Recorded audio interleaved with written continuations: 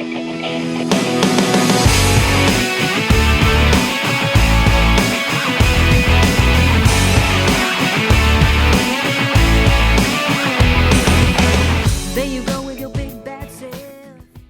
guys. Good morning. Good morning, good afternoon, and good evening, wherever you are tuning in from. Welcome To to the the All All Things Things Mighty My-Dee Show. I'm in the Show. basement tonight, even though it's morning. Right. good, good.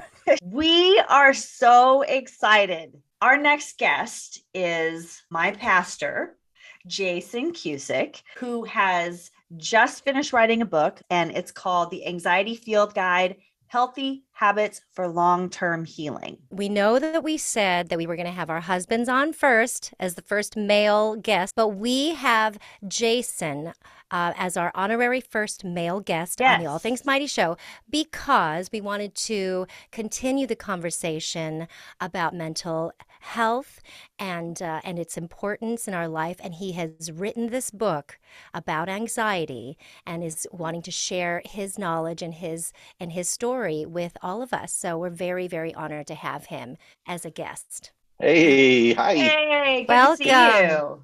Thanks so much. Thanks for letting me be here with you. Oh my gosh, we are so honored to have you on our show and just so excited to be able to share everything that you have going on in that head. Those people who may not be as familiar with your biography, could you give us a little bit of information about yourself?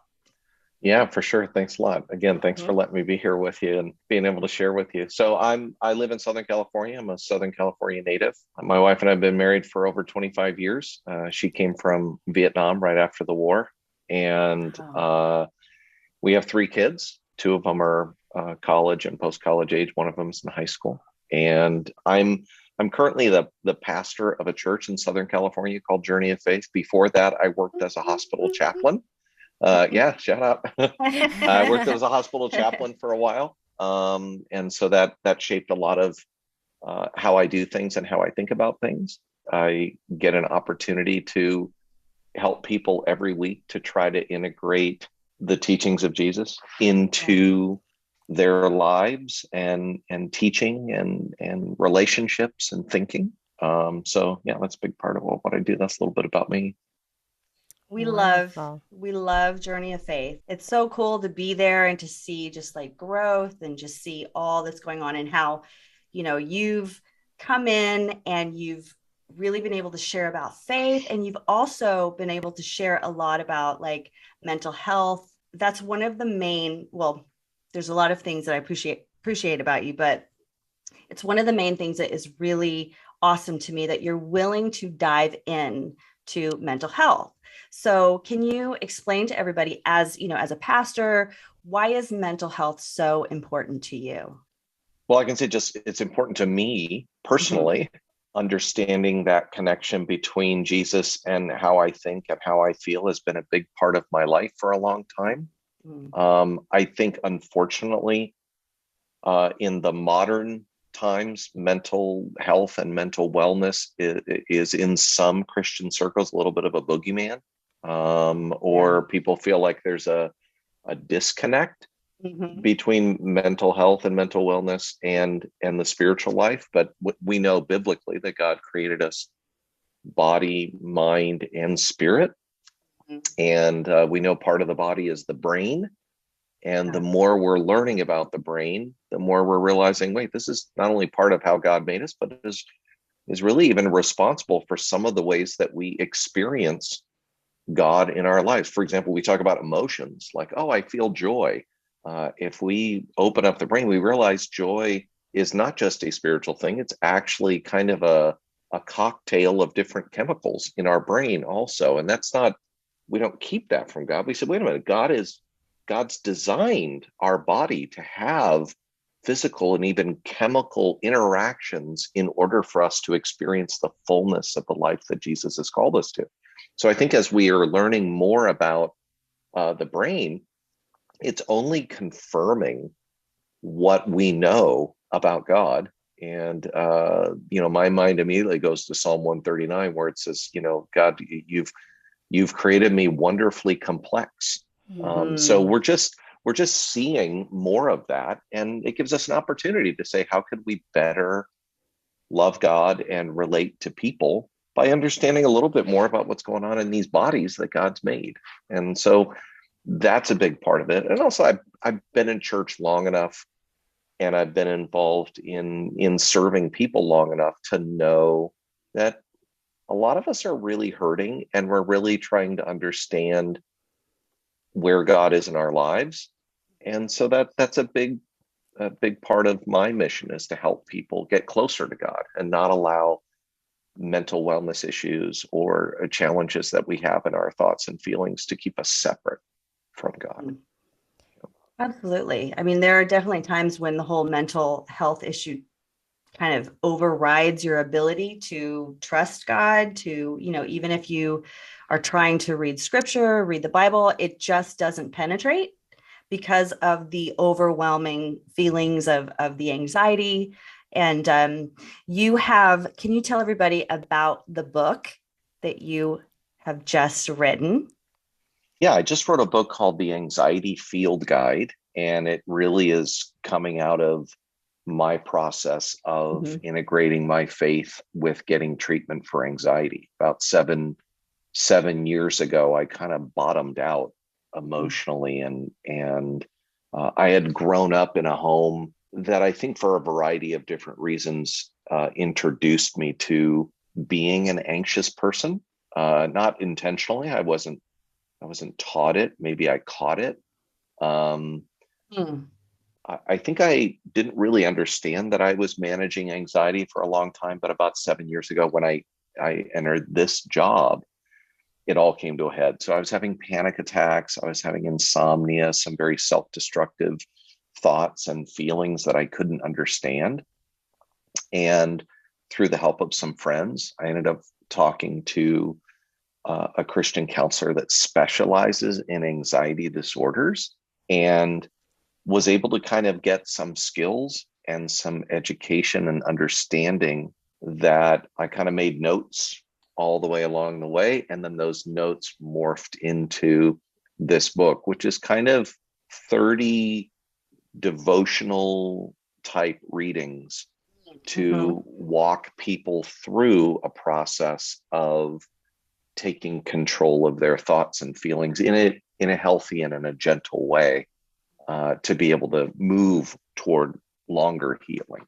So that's kind of where it came about. I met a woman last night at a church function, and she told me that she didn't realize for many years she was living with anxiety. She didn't recognize it, or she didn't put a label on it. But I started reading your book, and I read somewhere where you said we all have anxieties, that each and every one of us has anxieties, whether we recognize that word or not, or use that word to label whatever it is that we're feeling, but we all deal with it. How do you know, or how did you know when it was actual anxiety, like the label that it was clinically labeled anxiety, as opposed to somebody who deals with something like that, or they think they're dealing with something like that, but they don't know that that's exactly what it is and how to treat it, or if they just continue living like that,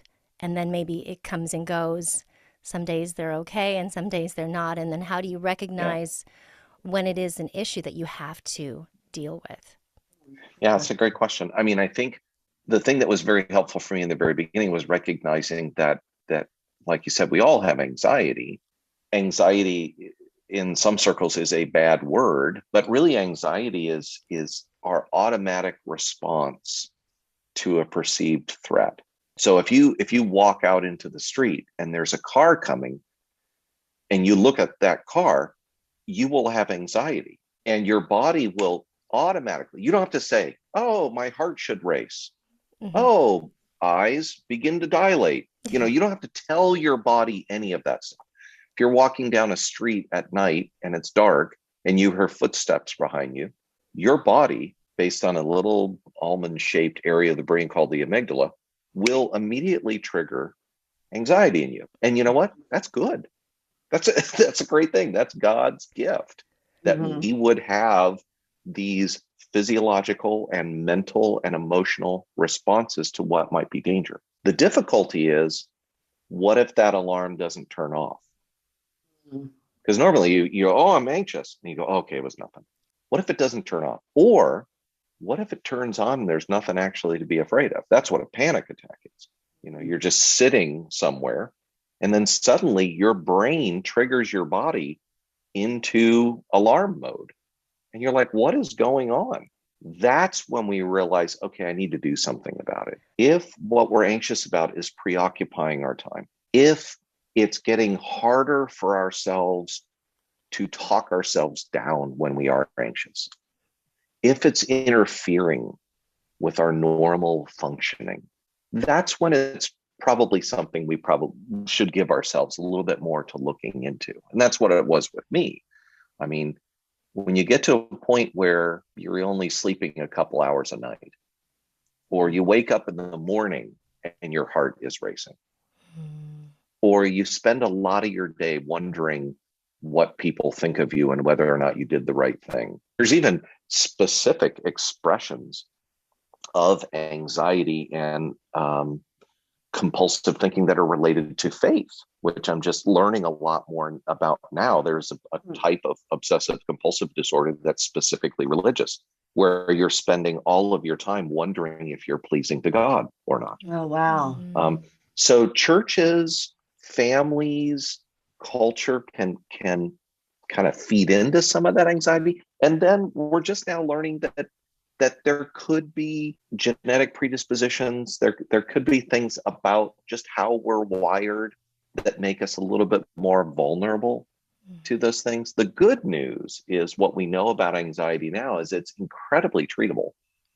And we can take steps to work through anxiety and actually come out on the other side very different people, as God intended us to be. So that's kind of the good news. Like with anything else, when it becomes disabling to our everyday function, or when we're preoccupied, same thing with addiction, really. I mean, you like, if you wake up in the morning and all you're thinking about is when you're going to have that glass of wine, that probably indicates a problem. Yeah. Or when your glasses of wine are more than glasses of wine, and the people around you are negatively affected by that, or your job, or your finances, it's time to look into it, get some help. Yes, sure. That makes so much sense. I mean, I just relate it to when I had dealt with depression.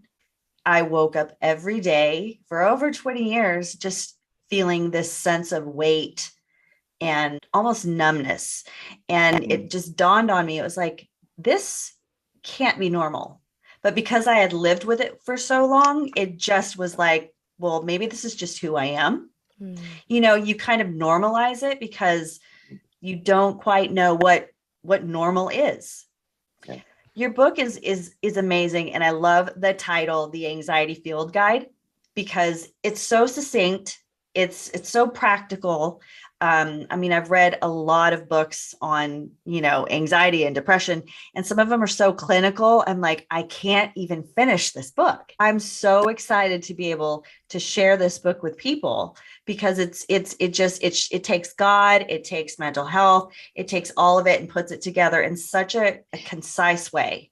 So great job. Thanks so much. Yeah, thanks. There are those extremes too. I feel the same way. I've read a lot of clinical books.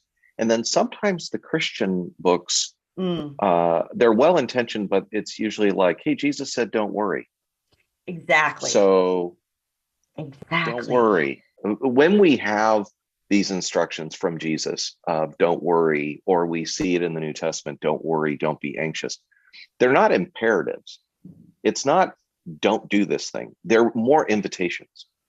In fact, grammatically, some of them are stop living in that worry, or stop doing that. The problem is, it's like, okay, how? And that's where I feel like the skills really help. We're being invited by God to not live in it. It's not stop doing it. Okay, I'm going to stop. In fact, if anxiety is part of how God has designed our bodies to naturally respond to potential danger. The issue is not how do I stop having anxiety, period. It's how do I learn how to discern good anxiety from bad anxiety? And then what skills can I learn to help me live with anxiety? Because some of the anxiety I'm going to have isn't going away. You know, it's kind of like depression. I mean, I can deal with my depression, but there are going to be times where I am down. How do I learn how to live in those spaces, be with God in those spaces, Mm-hmm. and come out of those spaces in a way where I can be resilient and thriving? Mm-hmm. So I think that's one of those challenges. And sometimes well-intentioned followers of Jesus will say, you know, just do that or just do that. But those of us that live in those spaces know that Right. that it takes a little bit more, and we need some self-compassion, and we need some compassion from others so that Right. we can move in that direction. Mm-hmm. I definitely love that your book and your teachings are faith-based. You know, where you are inviting God into that space, and you're also, like you said, treating it clinically too. It's God and, you know, for the healing process. Christian circles, sometimes I'm a spiritual person. I just happen to be stuck in this body. No, we're actually body and spirit. God created us in the garden to be embodied. We believe in the resurrection of Jesus. So we actually believe that in the future, we will have some type of physiological body for eternity. So understanding that connection would be really good. The great thing about the Bible is that we don't have a Bible filled with emotionally put together people. Right. Amen. I mean, yeah, Thank I mean, God. the Psalms are filled. I mean, some Yes. of the Psalms in the Bible are just chapters of anxious, panicky, restless, Oh depressed my people. gosh. Yeah. I'm Um, dying. yeah, Right? and so that should create some commiseration that Mm, God has given us emotions, yeah. and emotions can be wonderful things, and they are ways in which we connect with each other in the world. But emotions are better subordinates than they are bosses. So it's really about I like that. learning how to steward my emotions Mm-hmm. in a way that will help me thrive. And so we Mm. have people doing that in the Bible, and then we have people that are just, you know, complete hot messes for our, you know, for the commiseration. Like, okay. And I would say even one of the things that helped me in my journey was very early on reading the Bible. The first time I read the Bible, I ran across the stories of Jesus's life, and I was so taken by him. And I had just become a follower of Jesus. I was just learning his teachings. And as I'm reading through the New Testament, I'm going, this person is amazing. This Jesus has it all together. Then I get to the end of his life, and he's alone in a garden Mm. at night, and he's having some type of physiological experience that's causing Mm. blood to drip out of his head. Wow. And he's alone, and he says, I'm overwhelmed. Mm. And I read that and I go, that isn't what I expected. I Mm. expected the most spiritual, the most self-actualized person in the world to be able to have an anxious thought or feeling and snap out of it. Right. And he did not. Mm. And that too is an invitation. The Bible presents us a God who not just understands anxiety theoretically, but he understands it physiologically. Mm-hmm. Mm. He was in a human body, and he says, I'm overwhelmed to the point of death. Mm. That's the person we're invited to have a relationship with. Mm. And that just gives me Powerful. such encouragement, because I don't have Mm-hmm. to feel guilty or ashamed, Right. because I'm Yes. having very strong emotions that I don't totally understand. Mm. That That is so, relatability. so good. I remember you starting to explain to the congregation, that you were dealing with these things.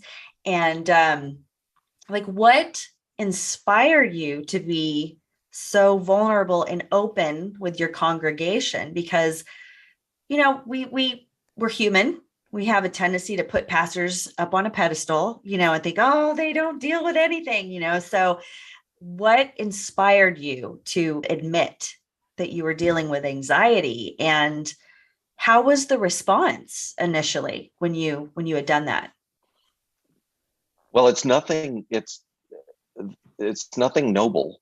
Uh, when we look around in our culture right now, we're seeing a lot of Christian leaders falling from those pedestals we put them on. Yeah. Mm-hmm. And secrets are coming out. Mm-hmm.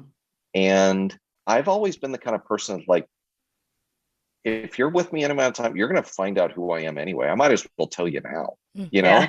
I mean, even when I was starting into this position, I was like, listen, if you want me to be in this role, I am going to fail you.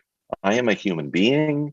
I am going to disappoint you. I'm going to make mistakes. I'm going to have to come back and correct those mistakes. I mean, let's not have any illusions that because I have this sense of calling on my life to lead a congregation, that somehow I am better or more evolved or in some ways more superior. You're going to get the real me. So part of it was like, look, you guys are going to find out that I am on an anti-anxiety medication at some point. You guys are going to realize that I had insomnia or panic attacks. It's going to leak out somewhere. People are going to find out. So I might as well just tell you this is who I am. And if you can't handle it, then you can't handle it, or you'll be like, we don't want that kind of a person who's leading us. And then you can ask me to go, and I'll go. Good experiences and bad experiences. I had people that were celebrating and grateful and got some help. And then I had some people that were judgmental and critical, or people that felt like it's okay for Christians to deal with anxiety, just not the pastor. And I think that has led to the problems we're seeing nationally around the church and throughout the world. We have pastors that are dealing with sexual compulsions, anger, depression, suicidal thoughts. I think some people still think you shouldn't be in that role if you struggle with problems. And we do need to vet and help. But I mean, if you can't have a spiritual leader that struggles with problems that human beings struggle with, you just won't have any spiritual leaders. Or you will choose spiritual leaders and then kind of pretend like they don't have those problems. And the worst is when they have to pretend that they don't have those problems. Right. So if we could be more upfront and encouraging and thoughtful and really get the kind of help that we need, then I think it's just going to help all of us. And especially, like I said, anxiety is one of those things that is, we know a lot about it and we know how to treat it. All of us have had things in our life that have made us anxious, and we got better. I mean, as a child, you were probably scared when your parent put you on a bicycle with two wheels that required you to balance. You probably had anxiety, but most of us ride bikes for leisure now. So we know what it's like to have anxiety and work through it. We're just leveraging those same skills in the anxieties we have today. So it's very treatable. We can do it. We just have to be intentional about it. I do the work. I certainly appreciate your honesty in coming forward. I feel like more people need to share their truth, because that is only going to help others come forward and maybe recognize that they might have something and not be ashamed to talk about it, so that they can move forward in the healing process. But yeah, we have to remember that our pastors are human too, So I appreciate that. You said medication, and I know for a fact, just how afraid some people are, Christian, not Christian, to take medication to help. For my own experience, I honestly am so grateful for you, because you really, when you first stepped into the lead pastor role at our church, it was at a time when I had been dealing with my depression for over 20 years. I had never taken medication. I did everything else. I worked on my thoughts. I prayed. I went to Bible study, talked to a counselor, but it was that last point of medication, because I felt like, but I'm a Christian, and I don't need to do that. Yeah, I'll take medicine for a headache, but I don't need to take medication. So you had kind of given me an encouragement and a green light and just said, well, sometimes chemical things happen. That actually propelled me into taking medicine. And it's been almost 10 years now that I have been on antidepressants. And I am, with God's help, with everything, I have literally been depression free. Oh, praise God. So because you spoke up and you said something, I felt as a believer, okay, I can do this. And now, I mean, I wouldn't have this show. I wouldn't be here with you guys if I hadn't had that experience. So thank you. Wow. It makes me wow. Thank you so much for sharing that with me. Each individual is different. Mm-hmm. Medicine in some form is only temporary. My friend who's a Christian counselor, he said sometimes medication is like wearing floaties in a pool until you learn how to swim, So maybe it's temporary for a time, just to get you above the surface. Yeah. So that you can learn to swim, and then maybe you can start letting air out of those floaties a little bit. In Christian circles, I think sometimes we associate emotions with the spiritual, but we know that emotions are part of the physiological as well. Like if I'm hungry, I'm more vulnerable to certain emotions. We know that chemical changes and hormonal changes in our body lead to emotional changes. Maybe grounding some of our emotions in physiology would help us have a better understanding of how to manage them. Because I do think there's a big place. I certainly wouldn't dismiss the idea that there are emotional and physiological problems that we need to pray through and study the Bible and obey God. Yes. And those problems go away. Yes. I think there's a lot of problems that if we just obeyed God, we'd have less problems. Yes. 100%. Then I think that there's other times where certain practices, things like getting good sleep, having a good diet, resting, that can help us emotionally and spiritually. We actually see that in a really cool story in the Old Testament. Elijah, the Hebrew prophet, does this amazing, miraculous thing of calling down fire from heaven, and including some physical hand-to-hand combat. And at the end of the night, he is completely depleted. He runs off to a cave, and the leader of the opposing army says, I'm going to come get you. So this leader of the army actually knows where he is. He is emotionally and physically wrecked. And he says, God, I'm no better than anybody that's come before me. Just kill me. What's powerful about it is that it says, and then God had him sleep, and then he woke up, and God sent him, I think it was crows or ravens with food. Then he slept again. Then he woke up and got more food. It's like a good Jewish mom, kind of get some rest and, feed you. Eat. Right. You need to eat. Only then could he hear the whispering voice of God. When I read that, I thought, isn't it interesting? When he was like, God, kill me now, I'm no better than anybody else, God did not speak to him. God waited until he was physiologically able to hear his voice. So I think there's something about us having a little bit more nuanced approach to what it means to be made by God as body and spirit. And remembering that, the brain is an organ of the body. If you have a problem with your kidney, you could pray and you could do some other things and eat well, but then sometimes you need some medication. Right. The heart is an organ. I have a pacemaker. I have an electrical problem in my heart. So I actually have a pacemaker placed right here in my heart.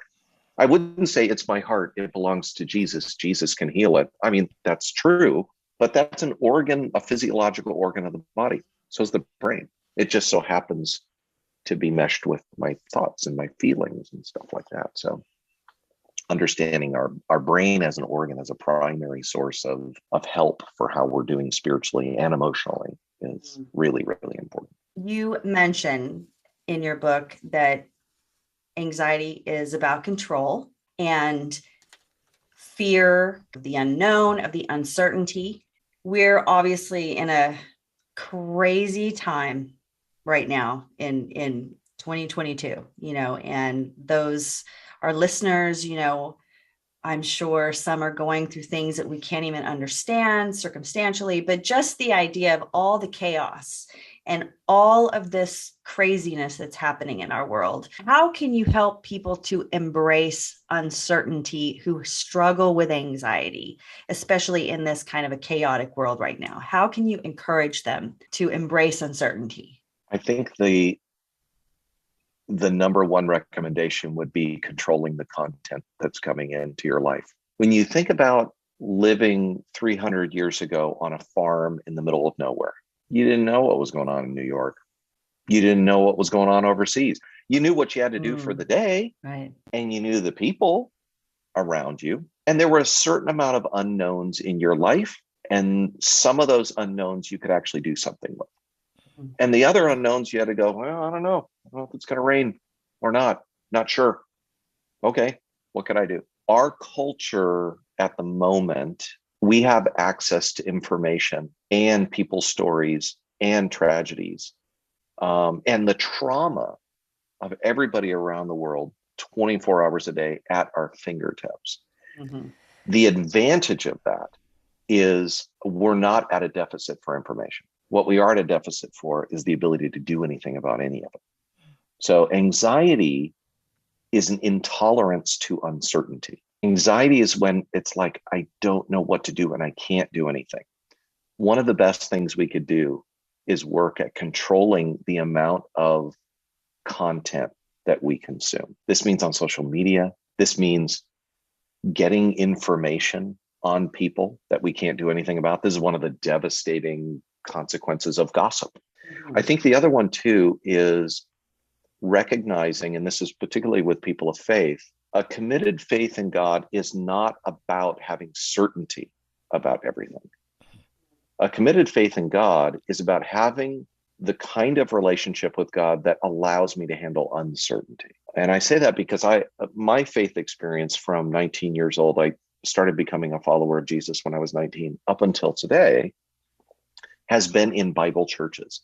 And a lot of Bible churches place a high value on certainty. You can know this. You can know this about God. You can know the Bible. You can know what's going to happen in the future. You can know when Jesus is returning, and you can spot the times in the culture, and you can know what's happening in your life. But that's actually not Christianity. The majority of Christianity is, there's a whole lot of things you don't know, and that's okay. They were like, Jesus, when are you going to return to the earth? He was like, I don't know. That's not for me to know. I'm like, what are you talking about? You should know everything. Nope, I don't know that. One of my favorite Bible verses is from the Old Testament. It's Deuteronomy 29:29, and it says, the secret things belong to the Lord, and the things that are revealed belong to us and our children. It says there's things that we can know that God will let us know about, and they belong to us, and we can help our children so that we can live the life we're supposed to live. But then he says the secret things belong to the Lord. There's a whole lot of stuff I'm not going to know. So somehow we have to nurture a faith that doesn't say, there's no way to know anything. Everything's a mystery. We don't want to say that. But we don't want to go to the other extreme saying, if I think about this long enough, if I pray enough, if I have enough faith, if I read this next article or this next news post or this next book, or I listen to this next podcast, these anxious feelings will go away.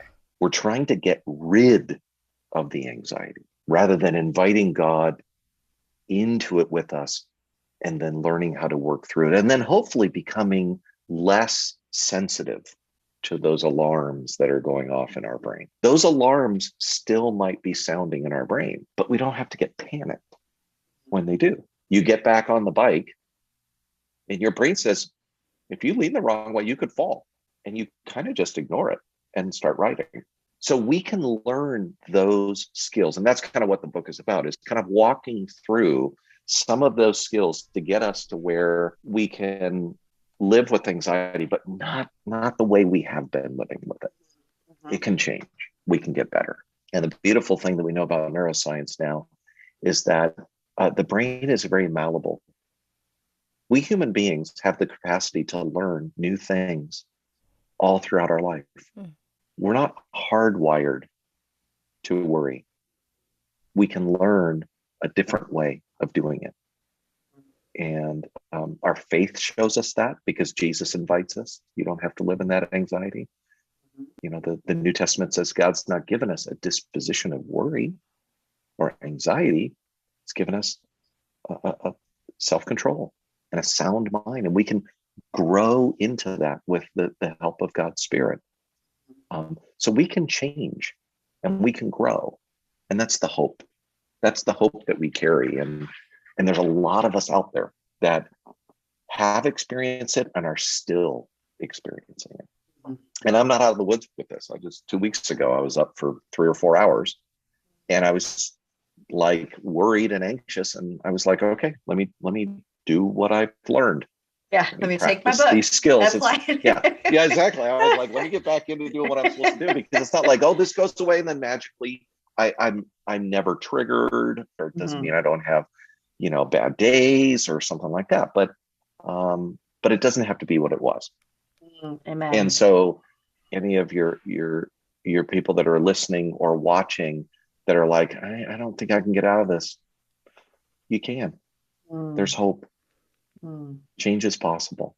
Yeah. Oh, amen. Thank you for saying that. Some of our viewers may experience similar things, but don't know the tools, or don't know where to find the tools, don't know how to use those tools in their lives, and that it can help them process what they're feeling and how they can get better. When it comes to anxiety, one of the things that was very helpful for me, and this was a turning point, I've been in counseling for years, but most of the counseling that I'm used to was what we would consider traditional talk therapy.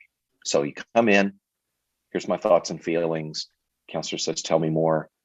They talk about it a lot. For me with anxiety, that complicated my rumination. Wow. See, I have anxiety. I'm in my head worried about all kinds of things. You ask me what I'm worried about, I'll talk more. In fact, I'll come up with new things to worry about. I mean, get me talking enough. Now I'm externally ruminating. What helped me was to get with a counselor that was trained in what's called exposure and response prevention. Exposure and response prevention is, let's identify your triggers for anxiety. Let's talk about what's happening in your thoughts and feelings.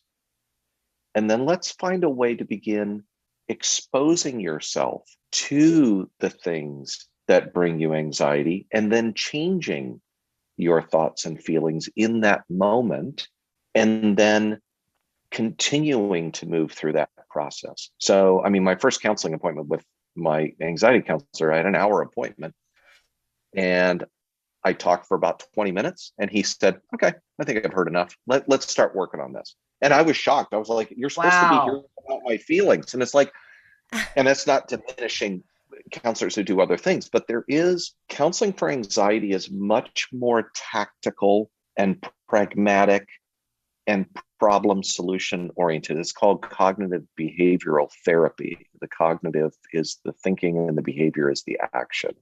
So I was surprised by that. And that has shaped a lot of how I interact with people specifically about anxiety, because if we don't have the skills then we're just swimming in the anxiety of our thoughts and feelings. And that doesn't help us. Here, and I talk about some of that stuff in the book of how exposure works and how you do exposure slowly over time. Over a period of time, you become less sensitized and you're retraining your brain. Sure. Sure. What is that called again? Like for our listeners, what specifically do they seek out? What kind of a therapist again that they need? A therapist, specifically if you're talking about anxiety or OCD, you want somebody that's trained in ERP, exposure response prevention. Okay. And that's going to be that systematic desensitization toward the things that make you anxious. Now, I'm saying that, and your viewers with anxiety are freaking out right now. Some of our people are like, I am not going to a counselor who's going to do that. But that is actually the primary mechanism for helping people with anxiety. It's called exposure. Okay. That's how we work through anxiety, not by avoiding it. That was a big shift for me too. I know a lot of the times that I was doing counseling, it was definitely more talk therapy. I mean, talk therapy is great. Talk therapy, when it comes to anxiety, can be particularly helpful, especially with trauma, because a key part of exposure is sharing your story. Because some of the things that bring us anxiety, we've never even said. Right. We've never talked about. Or if you've experienced trauma in your life, a big part of retraining your brain and your thoughts and your feelings involves telling the story and retelling the story and telling it to someone that doesn't freak out and telling it to someone who can help you see God in the story. So it's not that talk therapy isn't bad. I do plenty of talking with my therapist. But there's that added level of exposure and response prevention that moves from story to reordering the story in the brain and reordering how your brain registers disabling thoughts and feelings relative to the story. So it's kind of a combined thing. I don't want to make it look like talk therapy isn't good. It's great in so many areas and in this one, but there's an added benefit. Yes. That comes from that exposure. Well, we have gotten so much good information from you, but I need Thank you so much for letting me just. Oh my gosh, this Thank is you. this is gold. It's like mic drop, mic drop, mic drop, right? But before we let you go, I read in your book that you, for your anxiety, you started kind of taking on a hobby. And I want you to share with everyone so that we can see exactly what it is that you've created. I have one right here. So I've been making these kind of three-dimensional art pieces. So I call them redeemed crosses. It's basically salvaged junk from people's garages, nuts and bolts, or you have a broken clock and I'll take the parts out. The reason this was so helpful to me was based in another principle in counseling, particularly about anxiety, and it's called grounding. And the idea is that God didn't just make us body and spirit, but God made us with 5 senses. And each one of us has a sense of connection to God and God's creation in unique ways through our senses. And so when we're in those anxious moments, we're kind of spinning out in our head and in our thoughts and our feelings. God wants to ground us in a relationship with him as our creator. For some of us, it's through smell, aromatherapy. For some of us, it's like, oh, I got my distracted thoughts and I'm so anxious. But if I could just take a walk. Some people, it's looking at a sunset or looking at art. For some people, it's, I'm so anxious, I just need to listen to some music. It's auditory. For me, it's tactile. If I'm anxious and restless and I start doing something with my hands, my brain kind of reboots, but it helps me to feel grounded in God's love and in God's creation. And so I was looking for a three-dimensional, very precise kind of activity that I can do. Some people, it's those coloring books, right? And so it's like, okay, now I've relaxed and now I can use some other skills, so it's different for each person. So to find what does it for you that grounds you to the God who created you, reboots your brain a little bit so that you can use some new skills and some new thinking and feeling to move closer to Jesus. So that's what's really helped me. And in the beginning of my thing, I was up all night making these things. So there's like hundreds because I'm like, you realize how bad it was. It's kind of lightened up a little bit, but now I'm doing it on everything. This is my phone. Whoa. I'm like loading stuff up. So sometimes when I'm having a really tough time, my wife sees me out in the garage tinkering around with stuff. It's like, I got to give him some space. Give him some space. And again, it's good. This is the healthy habits and healthy hobbies. Mm-hmm. They're not avoidance techniques because they can be. Some of us are like, whenever I get anxious, I go work out. And then you kind of get addicted to working out because you're actually just avoiding the anxiety. So it's not, hobbies can become avoidance things. We're talking about healthy distractions. Yes. Where God's like, I don't want you to worry and think about that right now. Yes. Why don't you go do this? Okay. Yes. And that's the healthy side of it. Versus Netflix. No. Right. Netflix is a wonderful, my counselor actually said, hey, if you are having insomnia, the worst thing you could do is to try to force yourself to go to sleep. Oh, well. Right? It's like, I'm anxious. Oh, and now I'm not going to. He's like, why don't you plan out some things that you will only watch when you have insomnia? And that way you're being nice to yourself. Just because, you know what? You're going to be a wreck tomorrow. Okay. But maybe the next time you have insomnia, you won't be as self-condemning. And maybe you can relax more. And then maybe the insomnia will go away. A big part of it is being able to have some self-compassion and realize that even in the midst of our most anxious moments, we are more loved than we realize. And we can sit in that love. And that can help us with our anxious thoughts and feelings. That's so good. That is so good, Jason.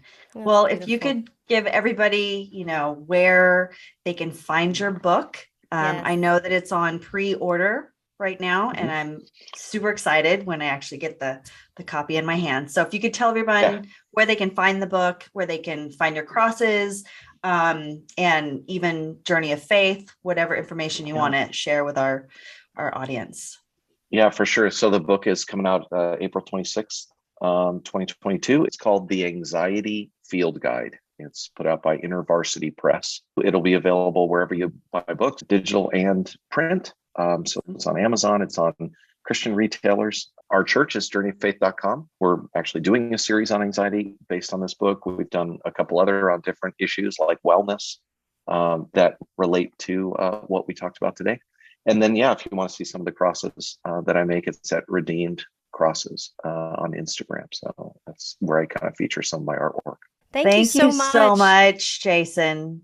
We really, really, really appreciate it. And excited for the book to come out. And once it does, we'll be promoting it to everybody. So thank you. Thanks so much. Thank you. Yes, thank you. Wow. What a very, very informative interview. I'm so appreciative that you invited your pastor to come talk to us.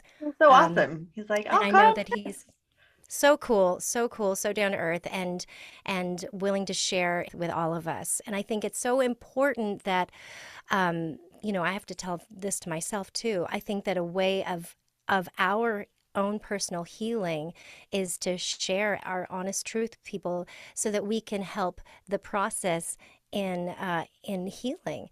And sharing our truth can also help other people to come forward and share their truths as well to start the process of healing. I appreciated him coming forward and being honest. Everybody, we tend to put people in his position, our pastors, sort of in a way, make them idols. We put them on a pedestal, like Absolutely. you said, and we imagine them to be these perfect beings that, these people that, that God has sort of touched and blessed to preach the gospel. But then we forget that they're human, They're just like human. us, you know? They have issues just like us. And so Right. it was really nice to just sort of just hear his honesty and his story. For those of you who are dealing with anxiety, I believe that you will get so much from this. So when it comes out, get out there and go get Jason's book, The Anxiety Field Guide, Healthy Habits for Long-Term Healing. And we hope you guys enjoy this show. We will see you soon. Yes. Cheers to love, to healing, Yes. and to continued hope in your life. You are a blessing.